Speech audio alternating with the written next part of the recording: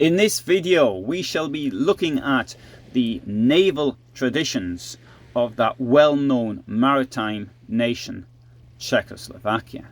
Aha, you're thinking, Czechoslovakia never had a port. Well, you're wrong. It does have a maritime port, and I shall be telling you about it. But more to the point, I think, for this lecture, is that Czechoslovakia had a navy before the navy had Czechoslovakia.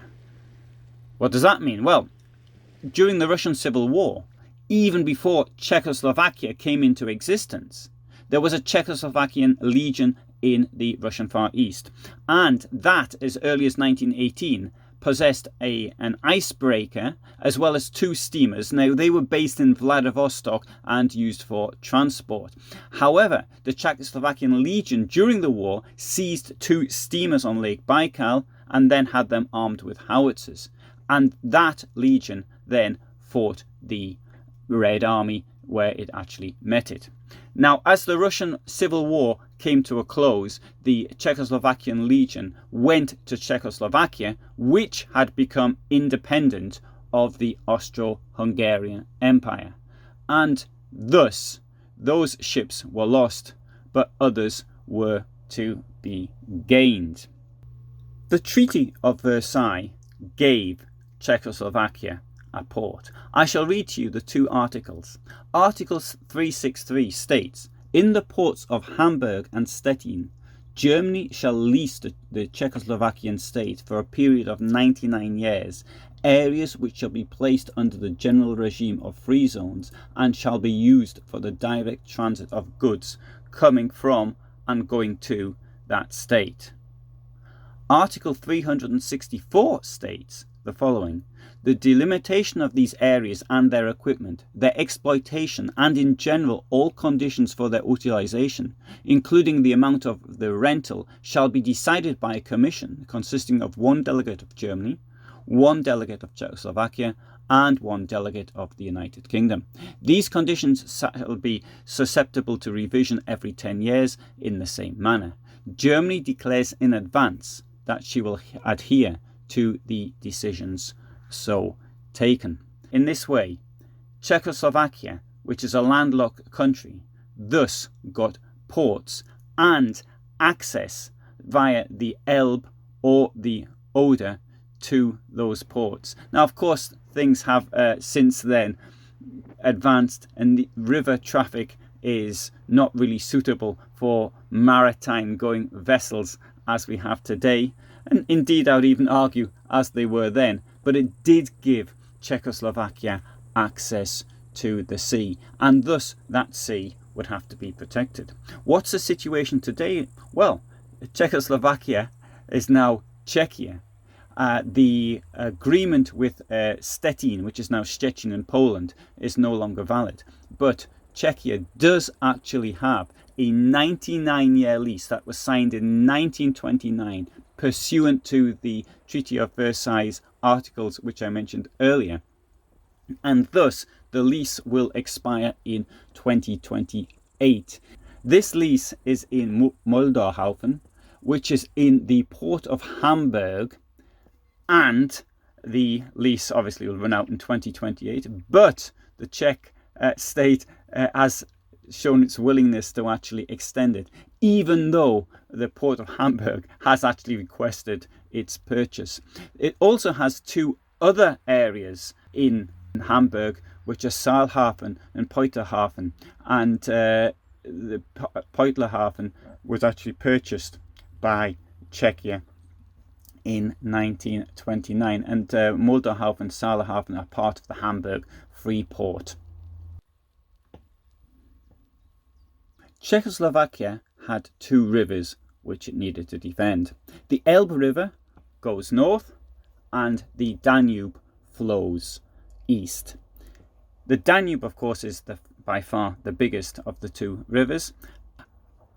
As Austro Hungary split up, the countries that had formerly been part of the Austro Hungarian Empire got parts of its equipment. The Treaty of Versailles and subsequent treaties did not actually give Czechoslovakia any ships, and the country itself did not show as much interest in obtaining ships as did, for example, Yugoslavia, Hungary, or Romania. However, the Czechoslovakian Ministry of Defence did consider a new large river patrol craft, and that is how the President Masaryk came about.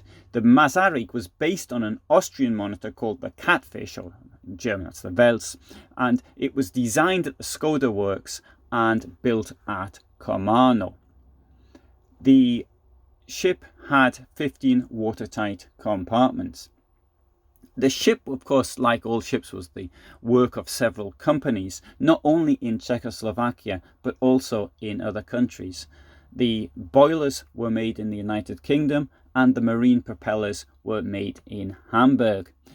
The ship was laid down in April 1929. It was launched in 1930, but it didn't work out as planned. Fortunately, it was still under guarantee, so it went back to the shipyard for repairs. After the modifications that needed to be done were done, it was back out on the river, and it even had a faster speed than it originally did have.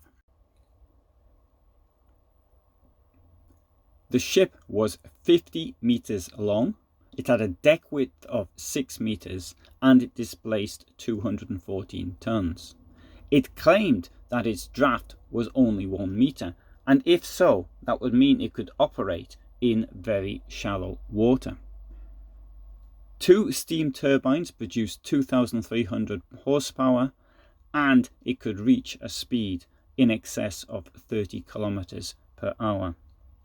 It was the most powerfully armed ship in the Czechoslovakian Navy, with 4 66mm cannons, 4 7.92 machine guns, and it could lay 10 mines.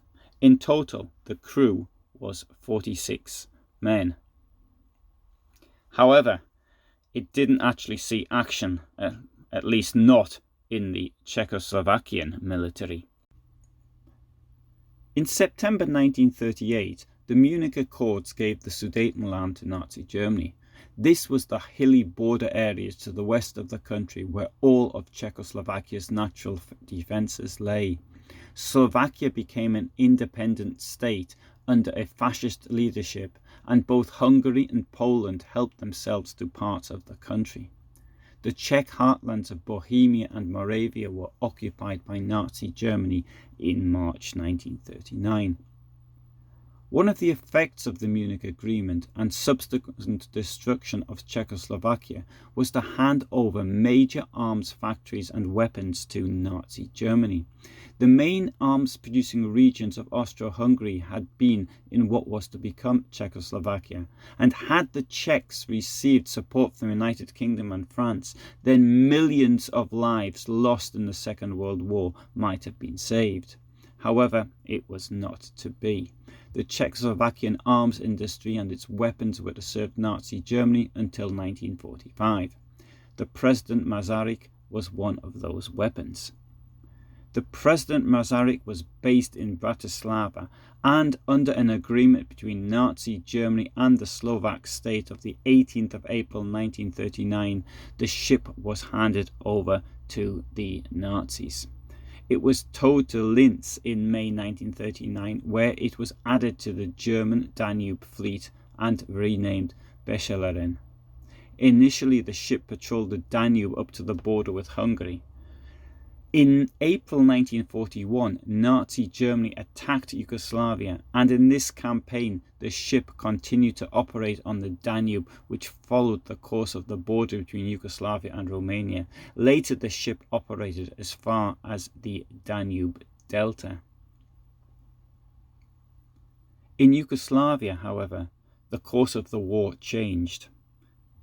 Yugoslavia had been occupied without difficulties in 1941, but there was a very strong partisan movement, and that started very early. The Nazis had a lot of work to do in keeping Yugoslavia under control. In 1943, the ship returned to Linz and underwent extensive modernisation. The hull was lengthened by 30 centimetres and the shape of the stern was changed. The most significant change was that the boilers and engines were replaced by two MAN submarine diesel engines with an output of 1,800 horsepower each.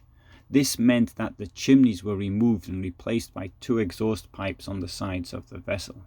Part of the superstructures was removed also, and a 4-barrel 20mm anti-aircraft gun was installed in the free space above the engine room. The separate 20mm cannon on the stern was replaced with a 37mm weapon, and the front machine gun turret was completely removed. In this form, the ship returned to the Danube in April 1944. On the night of the 5th to the 6th of April 1944, whilst covering a convoy, it was damaged by an attack by the Soviet Air Force. After repairs, the ship returned to service in the Visegrad region in December. In January 1944, it supported the German army near Budapest. However, due to the fact that no more 66mm ammunition was available, the ship needed to exchange its cannons. The 66mm guns were exchanged for two 88mm submarine weapons, protected by a light shield in February 1945. The ship took no more action, though, in the war. Linz was liberated by the United States Army at the end of the Second World War. On the 10th of May 1945, the crew of the vessel surrendered and handed the ship over to the American Army. In March 1946, the Americans moved the ship to Deggendorf in Bavaria, where it was disarmed.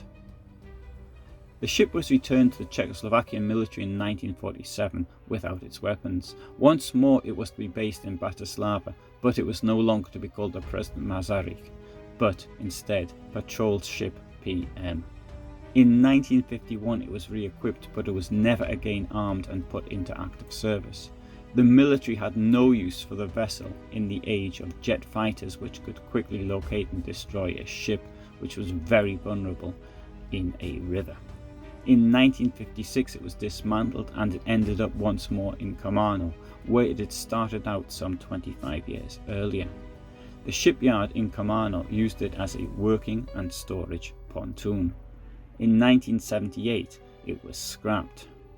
If only it had survived to the end of communism, so in that case it would have certainly have become a museum. So thank you very much for listening to this story. I hope you found that interesting. I do have some other stories relating to maritime events at the end of the Second World War, and if you'd like to know when I'm going to be uploading them, then please subscribe and ring the bell. For the moment, it's all the best from me in Poland.